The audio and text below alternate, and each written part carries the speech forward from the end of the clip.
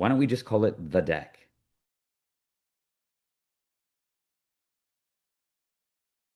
I've had a lot of people ask me over the years, why is the deck called the deck?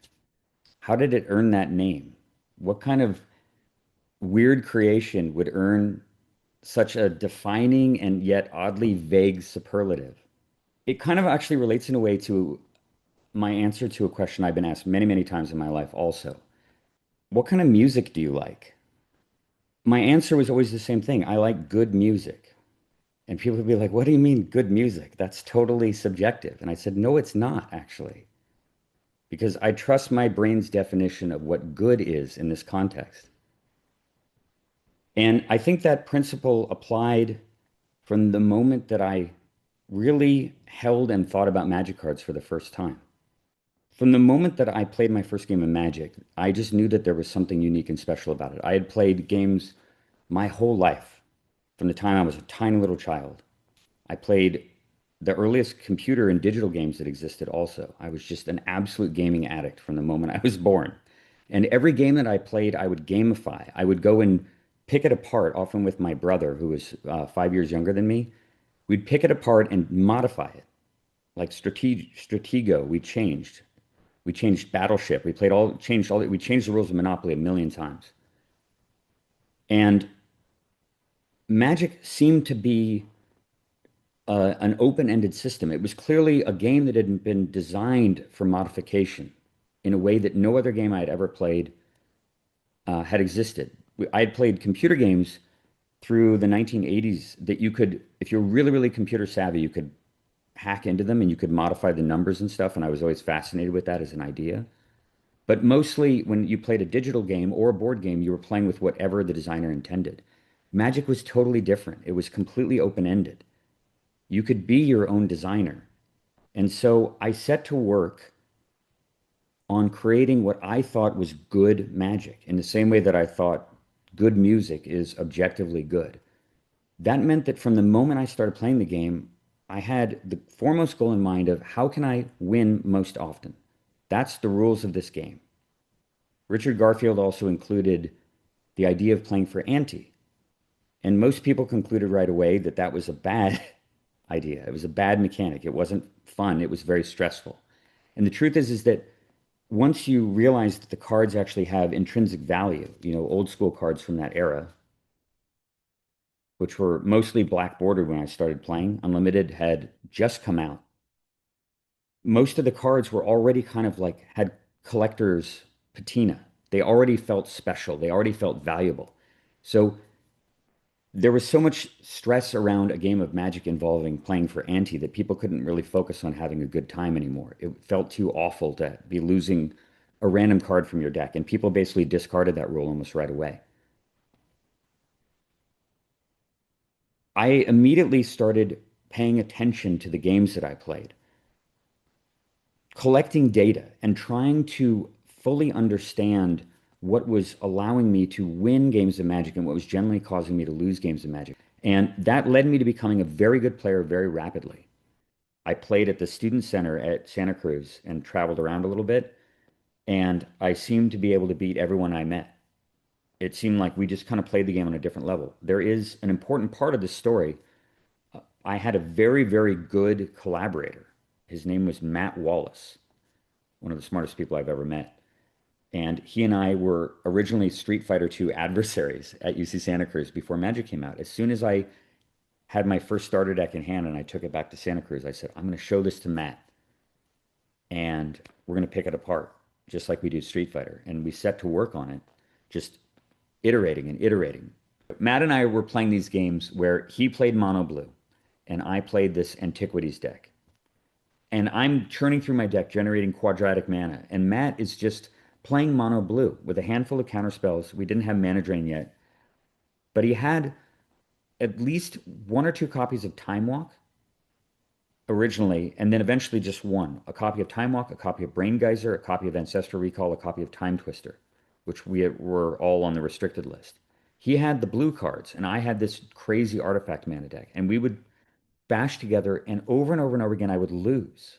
I remember we played for like a week straight, dozens of games, and I just lost almost all of them. I could not win anymore.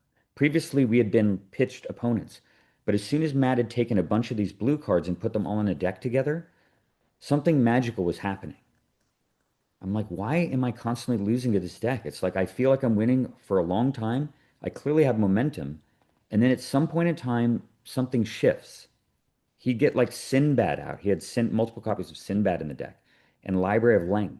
And now he's drawing cards with Sinbad, like three cards at the end of my turn with Sinbad. I'm like, something bad is happening. I'm not really totally sure, but it feels like this isn't a good thing.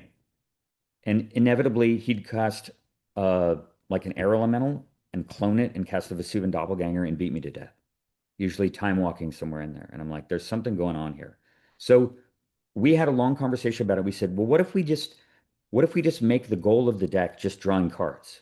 Like, forget about trying to win with creatures and stuff. What if we just make it drawing cards? And taking our various tools and putting them together started to coalesce into a real strategy. Like a strategy started to emerge out of this.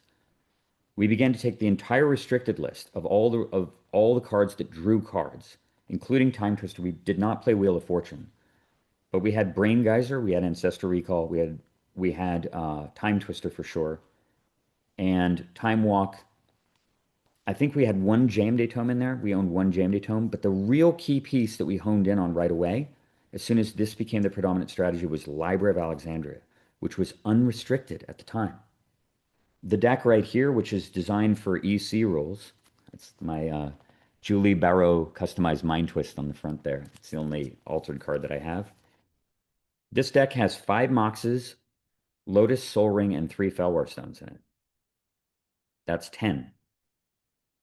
There are 10 things to accelerate my deck. I also have 4 copies of Strip Mine in the deck because it's Eternal Central rules. If I'm drawing 2 cards a turn for more than maybe 2 to 3 turns, you have lost. It's over. There's no coming back from it. Not unless you get insanely lucky or I'm awful. Any good pilot of this deck will win probably tapping the library 3 times. It puts you so far ahead in terms of tempo. Your opponent might feel like they're kind of getting back into the game, but they've really already lost. And the tempo that it gives you the cards at is so ridiculous also. It's like the perfect cadence for the way that decks in this format develop, particularly because this interesting stuff starts to happen around 3 mana and 4. It doesn't really happen at 1 and 2. So in this era, the Library of Alexandria was just like a hammer fist to the game. It was almost unbeatable. And it was an unrestricted card. And yet, for some weird reason, nobody was running it at all. They're like, why would I never have 7 cards in my hand. I'm trying to like destroy their lands. Or I'm trying to play white weenie creatures. I'm trying to Dark Ritual out a Hypnotic Specter. When someone did that against me, I'm like, I'll tap 2 libraries at the end of your turn. You could actually do that back then, I think. I don't remember if you could. There was some weird timing about activation. You might have been able to tap them both. I don't fucking remember. But you definitely have one. I tap a Library of Alexandria at the end of your turn. And I Swords to Plowshare your Hypnotic Specter, and I untap, and I play another land. Go ahead. Tap, draw. Destroy, destroy. After like 5 turns, they have no cards in hand. You have 7 still, and you have more mana in play, and they're dead. There's no coming back from that. So the card was like overwhelmingly insane. It was unrestricted. Matt and I go, this card is the best card in the game. We now understand what matters the most. What if you have 4 libraries in a deck? As expected, the 4 library deck, we were able to pool our libraries of Alexandria together. I think like I own 3 of them and Matt had 2.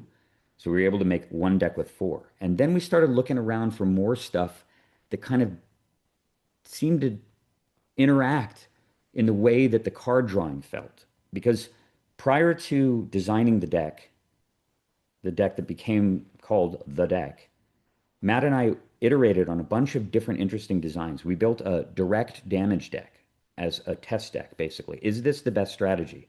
It was right after Legends came out and the card Stormseeker was introduced. You suddenly had this brand new tool to pound the opponent in the face for 8 damage during their draw step. 8 damage for 4 mana, ruthless and in green, so you couldn't blast it. And the deck was like 4 black Vice, which, yeah, Vice was unrestricted at that point. 4 black Vice. I think it had, I don't know if it ran Ankh of Mishra actually, which it certainly should have, but it ran 8 lightning bolts, and Sonic Blasts and Storm Seekers and Strip Mines, and it was just like House of Damage with all the card drawing spells. That was the direct damage deck. We also had a land destruction deck, very, very well tuned three-color land destruction deck, red, green, and black with blue power cards that had 16 LD spells and Nether Void, and it was vicious. We called that the land destruction deck. And it kicked the shit out of most things. So did the direct damage deck.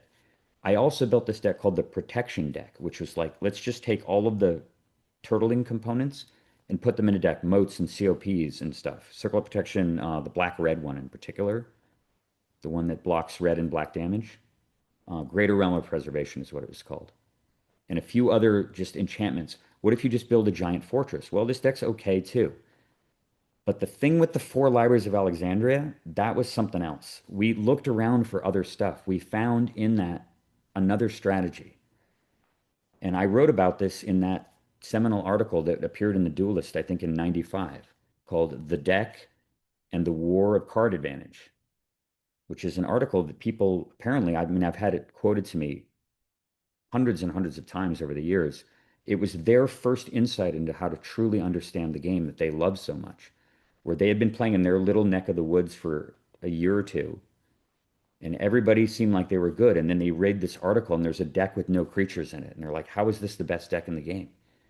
We find our answer in, it was on the bottom of the deck a minute ago. Here it is. This thing, which originally has the art illustrated by Julie Barrow of, it's like a recreation of Munch's The Scream. Mind Twist, which was also unrestricted. It was like the most ridiculously insane card in the format in many cases. It felt like once you really understood how good Mind Twist was, and as an unrestricted card, if you just made Mind Twist your strategy, it's like it was almost even better than the libraries. And we galvanized that by adding 4 copies of Mana Vault to the deck too, which was unrestricted. So the deck was 4 Mana Vault, 4 Libraries of Alexandria, 4 copies of Mind Twist as its core. The rest of it was basically just the typical control shell. 4 Swords to Plowshares, 4 Disenchants, 4 copies of Counterspell. You didn't need any more. I don't think that we ran Power Sink or Red Elemental Blast in that version, and it was pre Mana Drain, and it had a lot of space left over because it didn't run very many counterspells. So we ran, and it didn't run any sweepers. So we had just creatures. We had 4 copies of Juggernaut, and I think at least a pair of Mahmoudi Gens. I think we might have had 6 creatures in that build, maybe even 8. But pretty much the games went as you'd expect. Turn 1 library, tap, draw a card. Play a Mox, tap, cast a Mana Vault. They go, play a land, untap, draw, tap library, draw, play a land, Mind Twist you for 5, go. Game's just like instantly over. And we constructed this thing. We thought of a name for it. We're like, what do we call this, Matt? It does kind of like the thing that's better. It's the good version of how to play Magic. It's the equivalent of good music, as I mentioned before. This is the answer. This is clearly the solution. Well, we can't call it the direct damage deck. We can't call it the land destruction deck. We can't call it the protection deck. What it does is special. Why don't we just call it the deck? Because it's clearly the answer. There's nothing better in this space. So that was the name that it had when Matt took our deck as a sort of collective construction, and he went to represent our brain trust at a tournament, I think in May. I believe it was May of 1994. So if, like we were 3 months in or something, 3.5 months in, to a tournament called Manifest. He went through Manifest exactly as one would expect if you looked at decks from that era that people played. He destroyed every person effortlessly.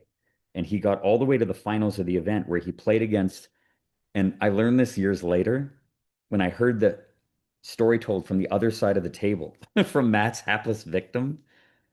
The guy that he played against was named Andrew Finch. Andrew Finch has been associated with the Pro Tour for many, many, many years. I think he works on Pokemon now.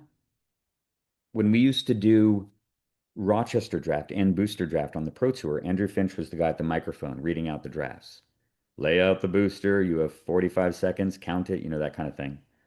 And Finch sat down across from Matt, across the table, and they're looking at each other. And eventually Matt says, You know, you've been crushing everybody through this whole tournament. Andrew was playing a land destruction deck, a very, very good tuned land destruction deck in an era where nobody played enough land. And he had been demolishing everybody on his side of the bracket because it was, I think, a single Elim event. Matt says to Andrew, well, you know, you're going to just crush me. You've been killing everybody. I've watched you just basically, you win and the other people have no permanence in play at all. So why don't you just let me go first? And Andrew's like, yeah, sure, why not?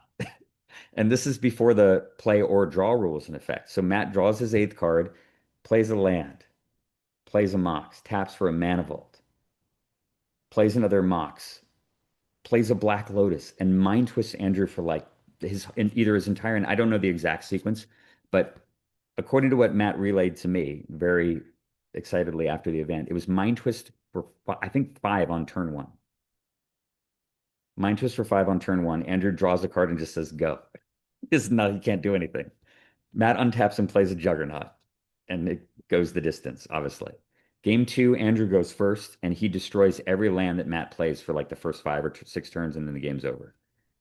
And in game three, Matt literally mind twists Andrew for his entire hand on turn one. He just gets some sick god draw with two mana vaults and a lotus and just mind twists his whole hand. He's like, yeah, I take two damage for a couple turns, and then I just play a Juggernaut, and he dies.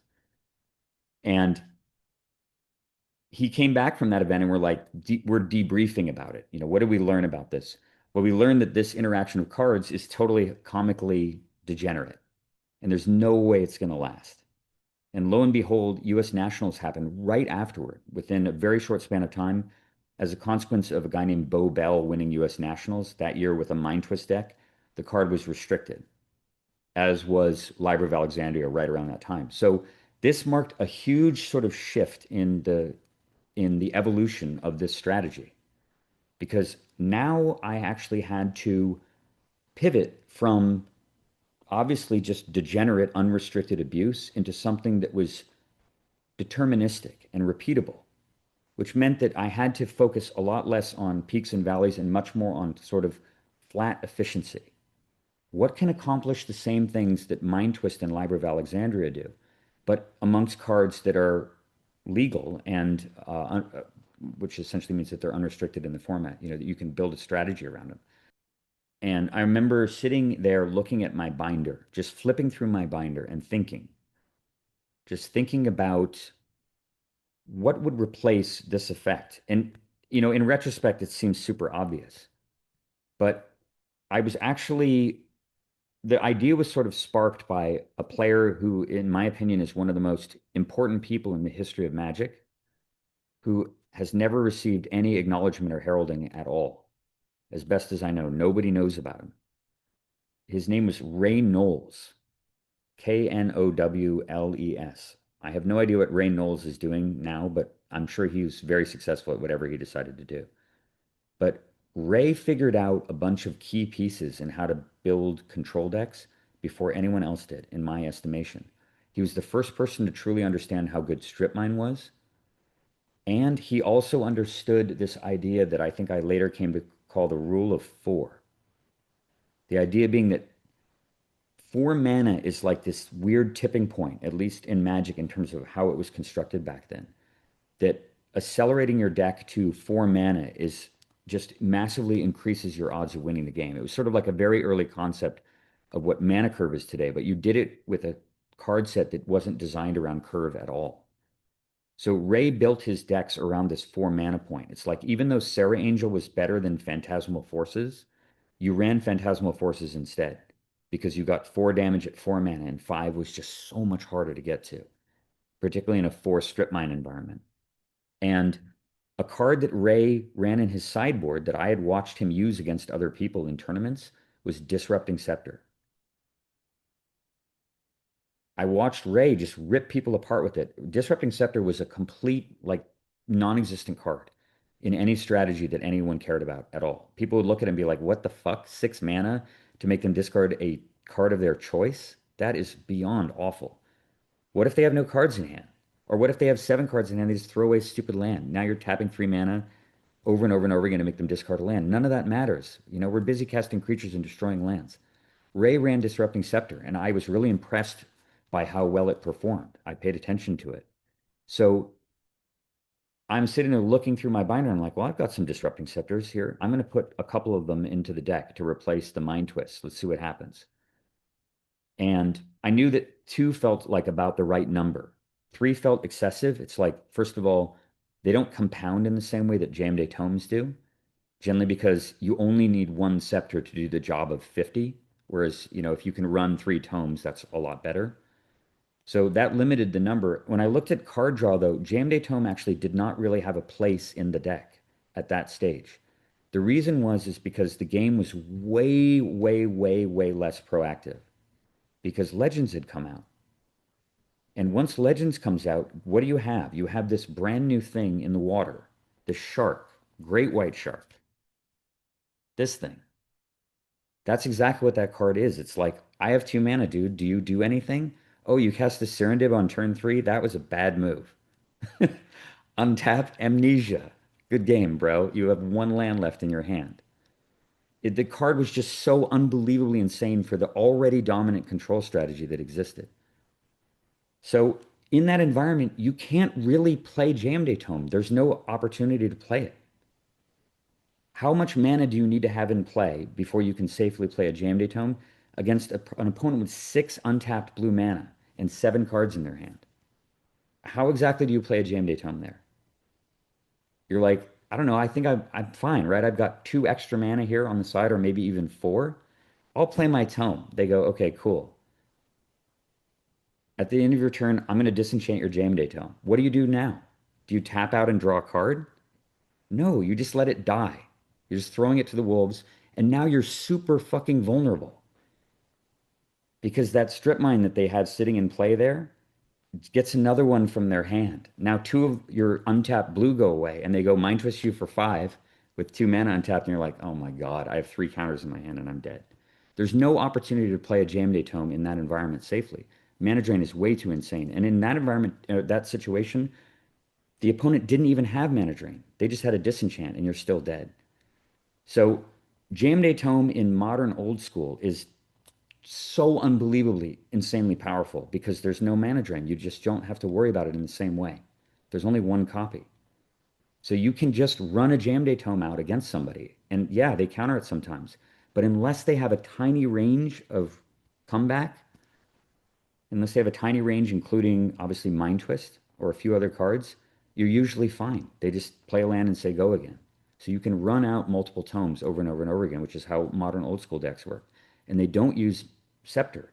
But Scepter costs 1 less mana than Jam Day Tome, and it poses an immediate threat to the strategy. You can tap out to Scepter somebody repeatedly, and they're just like, eventually they might deal with it, but like maybe they're down 4 cards already.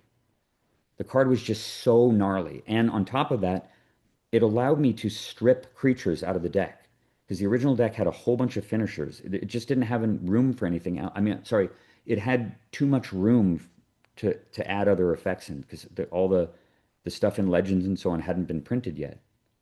Now you've got other things to fill that role, and Disrupting Scepter slotted in perfectly also into the curve. And because of the game that it would create this weird kind of grinding incremental paralysis of the opponent. You get a scepter out. At the beginning, it doesn't seem very dangerous. A lot of the time, you can't even use it. But once you reach the mid game, and old school has these big, long lulls where turn after turn goes by where both players are kind of refueling and waiting to do something. Because back then, every card didn't say draw a card. You actually had to like put the value. You mentioned this before. In 95, when you started to play, you could literally win a game by bolting a creature that they threw Rancor on. Oh, you paid Echo on that elephant or whatever, and now you're Rancoring it. Bolts. GG. They lose 2 for 1, all the tempo, they're dead. That's how consequential 2 for 1s are back in that era. Every time you're sceptering the guy, that's an entire draw step. Gone. And after a few turns, they have like half your resources. How on earth can they possibly come back? So I took those 2 themes and put them together. 3 artifacts, 2 Disrupting Scepter, 1 Jam Day Tome. The rest of the deck was basically the same shell. But I knew that I wanted to pull back on the number of creatures. With the Scepter plan, I didn't need very many ways to actually finish the game. And what's also interesting too is that a lot of people say that, the deck was famous for having two Serra Angels as its way to win. The very first tournament that I took the new version of the deck to, which was called Dundracon, which was a huge event. I think it was 500 plus people in the San Francisco Bay Area. 2 days of 256 person flights, single elimination, all the way to a single champion. And I went undefeated through my all the flights on the first day. I think it was 6 rounds. Waited for the other flight to complete, and then played in the finals on the final day. It was top eight single elim. It might have been 7 rounds or whatever you would need to pare it down to a group of four. And first round I crushed the guy. Second round I crushed the guy. In the finals, I play against a kid who's playing mono red, and he had a brand new weapon that had just been printed. This card is Blood Moon, and Blood Moon felt honestly like a personal affront to me specifically. It just felt so cruel and unfair. I was so angry about it because by the time that, and I'm probably delusional about this, or at least that it doesn't track, but the reason why it felt so personal is by the time that the Dark came out, the deck had really become a big deal on the Usenet. People were playing it all over the world and stuff, and I was getting tons of email and so on about it. I spent a big portion of the day talking to people about what was, basically just called Magic strategy. It wasn't even called Type 1 at that point. And everybody had questions about the deck. What do I do in this situation? What about the sideboard? I wrote back to everybody, and it took a shit ton of time. I knew that the deck was all over the place. And when this enchantment arrived that basically said the deck is totally fucked because you're playing all dual lands and non-basics, that you aren't actually even able to play the game, and it only costs 3 mana, it just felt like a giant double fuck you. I really, really hated and resented the card. I took it very personally. So I beat this kid in the finals at Dundracon. Right after I'm done playing, these two people walk up to me and they introduce themselves as Wizards of the Coast employees. They're like, "Sir, we need to talk to you in the back. You seem to have broken the game." We go into the back and they want to know, does your deck really only have two ways to win? Is that really true? We heard that. It seems hard to believe. And I said, yeah, it has two Serra Angels as the way to win. I also had Brain Geyser, and this is before I had started using Mirror Universe. So it really actually only had two legit ways to win, and they were just totally befuddled by that. And I did my best in the context of a 30-minute conversation to explain why it worked that way. But it's really remarkable, when you watch LSV draft a vintage cube deck, or anyone who knows how to play the format, he's like, yeah, I've got two ways to win. That's plenty. I'm going to just draft more dual lands. And that's such a common sense idea now in modern day, but it was so alien to how everyone viewed Magic in that time period. It was just too early in the evolution of the game and too abstract and weird of an idea also. Actually, I had a discussion with Randy Bueller about this right after I read the first old school list when he won some old school event in 2017. It was kind of a big deal because old school had been going on quietly amongst the Swedes, I think, since 2012. But then it was starting to kind of gain some momentum on I guess, in the East Coast. And Randy Bueller played in some event and won it, some rather prominent old school event, which was a big deal because he was a Hall of Fame pro. And I looked at Bueller's deck list and I'm like, I don't think he really fully understands how to build a control deck. There's some weird choices in here. I don't like the Mishra's Factories at all. They feel really kind of unnecessary and risky. Doesn't have mana short in the sideboard. But there's something interesting here. I think I'm going to take another look at this because I hadn't thought about honestly playing with those cards for many years. I'd just been playing 1v1 Commander. And so, yeah, I look at Randy's deck. He's playing with Time Twister. And I had given up on playing with Time Twister long ago. I played it for a while, and I started to just realize this card is just sitting in my hand way too often. This card feels to me, honestly, like a crutch that poor players have to use, where everything has gotten out of control, and now I got to just fucking roll the dice and hope that I draw a better 7 than my opponent. That said, when I ran the card, and I did run it for years, I would leverage it to great effect. Most of the time, again, with 4 mana drains, the card's way stronger. because you hold it in your hand waiting for a mana drain turn. Then you fight the war of the stack, double mana drain and red blast to take the Urnam's mana and the counterspell mana. Untap with 6 or 8 mana floating in your mana pool. And it got more crazy after Force of Will got printed too, because you could drain the Force of Wills to get 5, and you untap with 10 mana in your pool and you cast Time Twister. Now we're talking. Now that card's insane. The other use for it, of course, was locking in board advantage. And the two cards seem at odds to one another. They aren't really if you're playing with 4 copies of Mana Drain, in my opinion. I think that you want more insane things to do with Mana Drain mana. So the cards really synergize very well in that environment. It's like there's a bunch of different backbreaking things you can do if you've Mana Drained something big. You can Twister, Wheel, Mind Twist, Brain Geyser, or Balance usually. Sometimes Recall also would be something that you would fuel with that. And a lot of the time was just building up position and waiting to do a critical mass kind of thing, a critical mass turn. Whether that was Time Twister or Mind Twist, you don't really know, but they both kind of did the same thing when you did one of them with a big boost of mana. So when I looked at Bueller's list, that was something I immediately picked out. I'm like, why is he playing Time Twister? And I wrote to him about it, I think. I said, I don't recommend playing that. I think that card's just worse.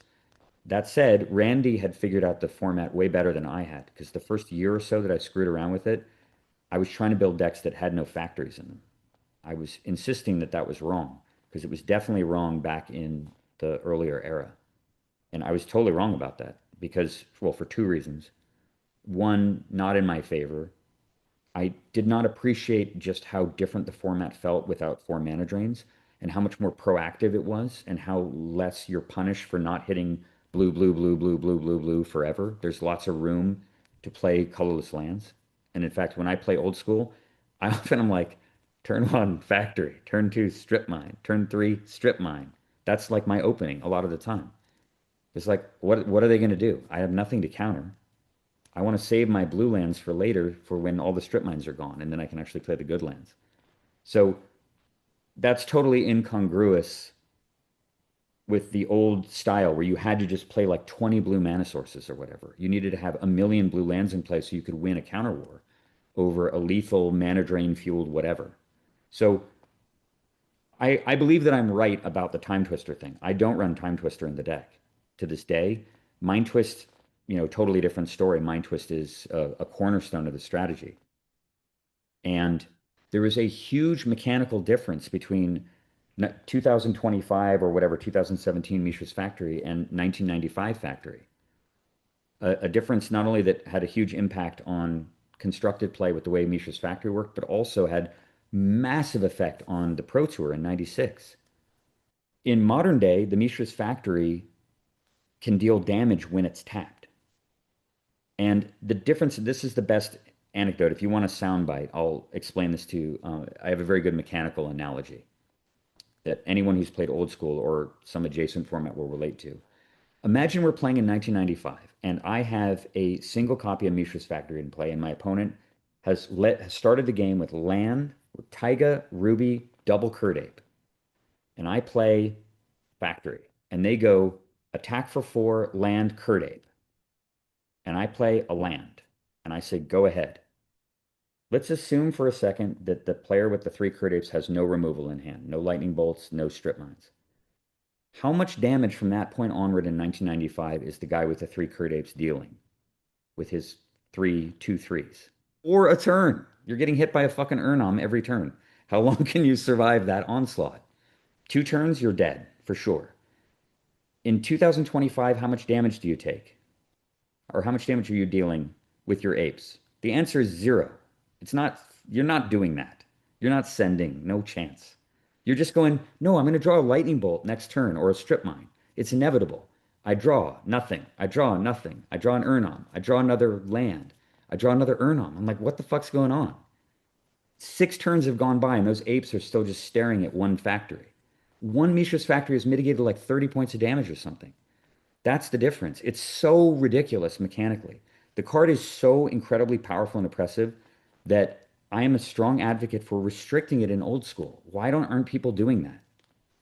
It makes no sense that it's unrestricted. It basically meets every single standard that has ever existed in older formats since time immemorial to merit restriction. It's totally oppressive.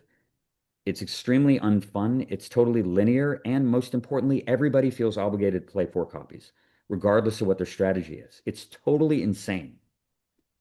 And so I didn't appreciate that at all, unfortunately. In the other scenario that I'm also fond of repeating because it's a little less abstract, if I have two Mishra's factories in play and we're in 1995 and my opponent has a Juzam Jin, I'm taking five every turn. In 2025, they're not attacking. They're taking one every turn. I'm taking zero because they would never attack a 5/5 to kill a 2/2. But that's what happens. You block with two 2/2s, they both tap, they both become tap 3/3s. They deal six to the Juzam and trade. They're so unbelievably insanely powerful to the point where you barely even need to play with any defense in a control deck. And you don't need to play with any win conditions either. It allows you to just play the same deterministic 60 and nothing can beat it. There's nothing that beats the deck in old school if it's played really, really well. Nothing is even close. It would be very interesting to explore this concept, which I consider solved, without factory. How different is the format with factory restricted? It sounds really interesting to me because now you have to consider a million things. It's just so different. Spiraling back to the story about, the continuing origin of the deck. So this moment at Dundracon marks a kind of a turning point in the propagation of this strategy because now Wizards of the Coast people know about it. They certainly go back to R&D and they're like, hey, I just we just saw this crazy deck down in the Bay Area that doesn't run any creatures and it seems to be invincible. It won this enormous tournament by going undefeated. And what does that say about what's important in a game of Magic? Okay, let's talk about Chaos Orb for a second. Look at this guy, illustrated by Mark Tadine. There's all these weird legends around this card. People have said for years that some guy once ripped it apart and scattered it on a battlefield to win a game of Magic. I don't believe that story for a second. Nobody in that era would have allowed you to get away with that, honestly. It clearly says you have to flip the card a foot above the battlefield, right? Flip the card. How the fuck do you flip like 50 pieces? How do you verify that each one of them flipped? It's just a bullshit story, I think, although it inspired Chaos Confetti. This card is the only consequential dexterity card that was ever printed in the history of Magic the Gathering. They did print Falling Star, but nobody played with that outside of Four Horsemen format. And when I first started playing, Chaos Orb did exactly what it said. You could destroy multiple permanents with it. It was a huge advantage to be able to actually flip Chaos Orb to destroy shit on the battlefield with accuracy, particularly if people clump their stuff together. Consequently, what did we do? We spread apart. We went wide on the battlefield. And I learned actually relatively quickly that spreading my cards out, which was totally legal based on the floor rules, had the extra benefit of confusing the opponent. You could put your cards wherever you want to. So I just played with my cards all over the fucking table. Like I'd put them in my opponent's battlefield, like right up in front of their face, like Serra Angel right under their face. Take four. I'd tap on it right under their chin. And they're like, oh God, oh God, oh God. There was no rules about any of that shit. So being spread apart had that, added advantage of confusing the battlefield. But primarily it was an anti-Chaos Orb countermeasure to keep everything spread apart so that you couldn't clip two cards at once with it. And every now and then people would be accurate enough that they could still do it. Eventually, people got their heads on straight, and the card was sort of mass community errata. I'm trying to find it again. So that rather than anything that it landed, you would specify a target in play. You'd go, okay, I'm going to kill your thing there. And that's how it was played for pretty much, I don't know, the next 10 years. I'm not sure when it eventually got banned. It would be interesting to look that up. But if you were good at Magic the Gathering, you knew how to flip this thing with consistency from a height of at least one foot up. It does have a really interesting effect. It's just a final anecdote about the card. And it is the only card in all of Magic the Gathering, as far as I know, the only artifact that can be countered with a disenchant, which is a really kind of interesting way that the errata for this card or the interpretation of the card works in old school. The orb specifically says when Chaos Orb lands, any cards in play that it touches are destroyed, as is the Chaos Orb. lands is the key word there. It needs to actually successfully land on something in order to do any effect. The effect actually comes from the card itself, unlike every other card in Magic, which generates an ability on a stack that's abstract. This actually needs to physically hit the card. So if you shoot it out of the air with a disenchant, it never lands and doesn't generate an effect. It did not work that way when I played it, though. Back then, you could not disenchant a Chaos Orb in response. The coolest interaction, of course, is when you activate a Chaos Orb and they activate a Chaos Orb in response to Chaos Orb, your Chaos Orb. You imagine the two of them flipping together and annihilating in the air. So that's my history of the card. I have flipped Chaos Orbs hundreds of thousands of times at this point. I have an accuracy rate of probably 98 to 99% with my old technique. And if I bothered to practice the flipping technique, I could maybe get as good as Will McGran, who has a merit badge for 50 consecutive Chaos Orb hits in a row. To be honest, I've never had any respect for Juggernaut as a creature, like to this day. I think the card is dog shit, honestly. I've only ever really run it in singleton formats. I didn't like it, and it's only like it's even worse. It trades with a factory now. It's four fucking mana. Suchi is so much stronger than Juggernaut. Like almost not infinitely stronger, but I think Juggernaut is an extremely overrated creature. It dies to everything, including like Divine Offering. So they gain 4 life. It dies to one factory. I just don't think the card is very good. And I think fundamentally, plus it's got ugly art. And I think I remember I felt that Juggernaut was undignified. I'm like, ugh, this card just kind of makes me feel ill. I've already done something that clearly feels criminal. I like mind twisted them for 6 on turn one. And now I'd use this thing to mop up the game so we can move on to the next mind twisting. That's kind of how I felt about it. So I was eager to take it out of the deck and replace it with something that felt a lot more, I guess, regal and befitting the way the strategy worked, which was the Serra. And Serra is also just defensive. It beats Serendib Efreet and still continues to deal 4 damage. So your opponent is on a like maximum 5 turn clock, I guess, when you have a Serra in play. They can spend 1 turn chump blocking. But the Serras were just better. Way, way, way better than Juggernaut. And when I was really starting to refine the deck, it had fewer and fewer creatures as the weeks went by. I would just go like, I want another one of blank. What do I take out? Well, I'll just remove another creature. They seem to be superfluous, and eventually I found myself at 2. But Juggernaut was a pretty easy swap. I think I went from 4 Juggernauts, 2 Mahamodis down. I like took all the Juggernauts out and eventually replaced them with 4 Serras, and then it was 3 Serras, and then it was 2 Serras. And 2 seemed to be about the right number. 1 felt a little bit too sketchy. You might not draw it. So I mentioned before about how at the beginning of the evolution of the deck, once it was an actual serious thing and not just a house of degeneracy, that I ran 2 Serra Angels as finishers. Brain Geyser was there as a kind of stopgap, but mostly the Serras would just win the game. And I started competing not just around the Bay Area, but I started traveling as far away as I could to compete with the vehicle assistance of a couple of friends of mine. I made my way to Central California, and there I met a consortium of players, a brain trust, if you will, that was very similar to what was going on in the Bay Area. And the leaders of that group, well, one of the leaders of that group became my Pro Tour teammate alongside Matt Place. His name is John Immerdino. And Immerdino's crew were running Mirror Universe when I met them. They had it in their deck, and I'm looking at it like, I thought this card was good when I was a noob and Legends came out. But, now I just like it seems too expensive. It seems very overrated. 6 mana is a lot of mana to invest in something that, like a lot of the time you don't want to switch life with them anyway. You're already winning. Why would I want this dumb card? If anything, it felt like a sideboard card. But I watched Immerdino and his group use Mirror Universe to just absolute annihilate people, particularly with mana drain. And the reason why Mirror Universe was so unbelievably insane, it has to be, like all the cards we've discussed today, including Time Vault and so on, it has to be contextualized.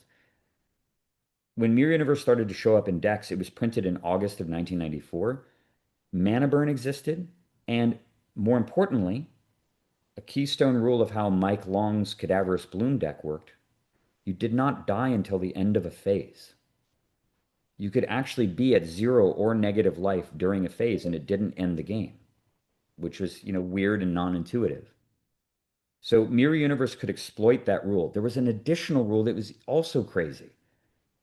You could tap your land during the untap step before upkeep. The mana timing rules of the day allowed you to tap your lands during the untap step. So you could put out Mirror Universe when you're at like 13 life or something, just hypothetically, with 5 or 6 lands in play, including a city. Your opponent does whatever they do, and you're like, okay, are you done? They would end their turn. During their end step, you would tap all of your lands, including your city. Let's say you're at 13 and you've got 7 land in play. So you take 8, 7 mana burn, 1 City of Brass damage. Your life total drops to 5. You untap. During the untap step, tap 4 land. 4 mana floats over into the upkeep step. You take 4 more points of mana burn. Now you're at 1. Now you're in the upkeep step. You tap your City of Brass, you take 1 point of damage from that, you go to 0 with 1 mana in your pool. You switch life with them and hand them the mirror. And they're at like 28 or something because you plowshared 2 of their Urnoms or something. And they're like, wait, what the fuck? How are you at 0? You were just at 13. And in some cases, people would like literally get enraged by it. Apparently, Matt Place told me that some guy tried to fight him when he did that to him. That he city mirrored the guy, and he's like, the rules really allow that? What the fuck? How do you mana burn during your untap step? But the rules actually allowed you to do that. I got to abuse City Mirror as recently as a Four Horsemen tournament a couple of years ago because they wanted to have like the original rules. So I ran one main deck mirror in one side. I might have actually, I think I ran 2 main deck mirrors and I killed every person with them. So fucking insanely degenerate. It's absurdly easy to win when you can do that because there isn't even an opportunity. It's like one of those weird cases where the opponent can't interact with you in any timing window where you're vulnerable when you do that because you float the mana during the end step and it's sitting there protecting your life total until it drains away and then the next timing window is the untap step and they can't do anything there either. The first time they can actually interact with you is during the upkeep step, in which case you're already at 1 and it's too late. So it felt just totally unfair and non-interactive and became easily the best way that the deck won. The Serras actually wound up being almost more a defensive strategy and a distraction from the Mirror Universe, which really was the way that you killed everybody. When a card comes out, particularly by that era, I would, just as I've done for Commander for 15 years at this point, whenever a new set would come out, I mean, there's too many sets now to really parse, but back in the day when a set came out, it was a really special thing. Lots of new tools and chess pieces were introduced to the environment. And I would go through every card and just assess, does this affect anything? Is this going to make one of my dreaded opponents stronger? Or is this going to make the deck stronger? Is this worth using? So, for example, I didn't run Brainstorm for a really, really long time. And in fact, it took a little while to convince me to run 4 Brainstorm even after the fetch lands were printed. Eventually, I'm like, wait, this interaction is really insane. And I should definitely be running, I was already running like 6 fetches or something. I should totally be running 4 Brainstorm. I'm being stupid. So I started running the card, but every time you're assessing and then reassessing how this affects old cards and so on. There was no question at all when Fact or Fiction was printed that this card was just like totally insane. Consider the fact that I was still running Jam Day Tome at that point in time and compare them in terms of strength. 4 mana, sometimes to get 4 cards, it's 16 mana. It's worth of Jam Day Toming all at once. And you're doing it at instant speed. How nuts. And so I ran 4 copies of Fact or Fiction in the deck for a while, and then I think it eventually got restricted. But I remember having some, like, there have been always weird, gleeful times. As far as the evolution of the deck is concerned, I played it through 94, through 95, kept evolving and changing. The release of Alliances was like a huge quantum leap forward, although I resisted playing with Force of Will for an extremely long time. And kind of ironic relative to the name of the card. And in fact, the person who ultimately convinced me to start running 4 Forces of Will was my good friend Patrick Chapin. Chapin and I met at Pro Tour Dallas in 1996. We would play for hours after pro events, he would sit down and he would play flavor of the month combo deck against the deck. This went on through 96, 97, 98, all the way into 99, I think. And every deck that Chapin brought to the table was just increasingly crazy, just showing that as more and more tools were introduced into the ecosystem, that the abuse was just ramping up and up and up. And eventually, I couldn't contain his game at all with just conventional counterspells. I had to use Force of Will. Plus, he was running Force of Will to, protect all the combo stuff. And it was sort of a big transformational moment for the deck. I hated the card, honestly. I really, really hated it because it's so antithetical to the whole strategy, right? You're like, no, I'm trying to conserve cards, not spend two cards to like stop some dumb thing you happen to be doing. And over the 2000, 2001, 2002, I think most of the curation of the design started to pass to Oscar Tan and then Mike Flores also. I know that Oscar Tan wrote his article and he would do follow-ups and stuff. And then I think at some point in time, Mike Flores picked up the torch and he would check in with me from time to time, every year or so to see if I had made any alterations based on new data that had entered the space. And I always had a slightly different version.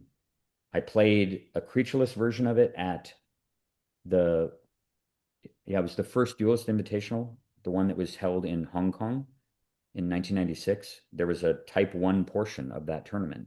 So Matt Place and I tested for it and we built the same deck, the same version of the deck. And we basically went creatureless except for, oh no, that's right. We took out all the finishers and we built a deck that we called Counter Miner. So it was the deck, but with Dwarven Miners and the Gorilla Shamans, just a sick mana denial version of control.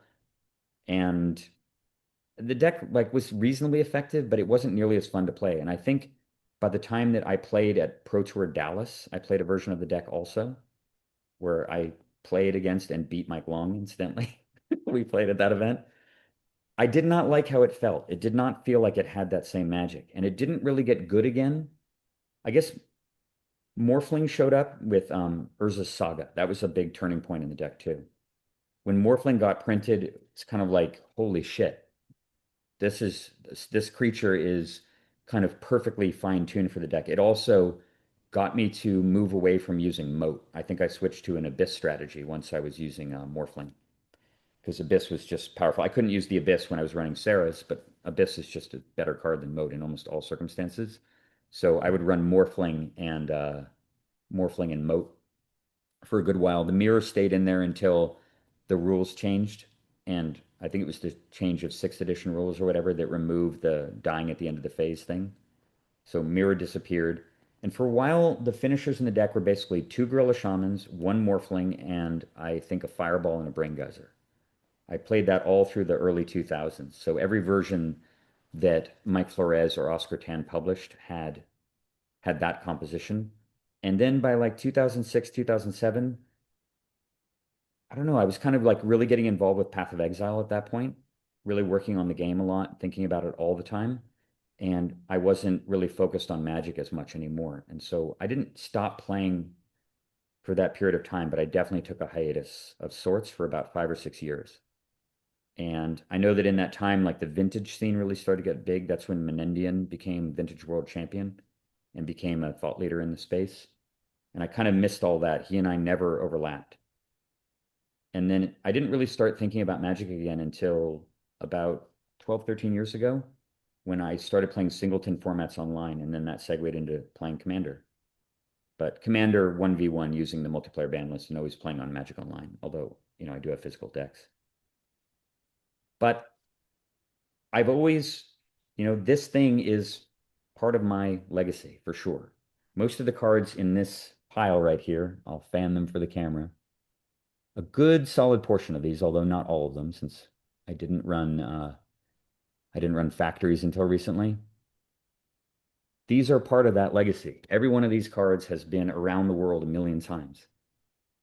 I always take my old school decks with me whenever I travel, and I've been so many fucking places at this point.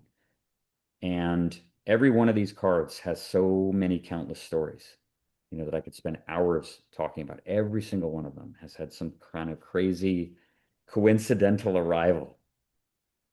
They're very much like old friends.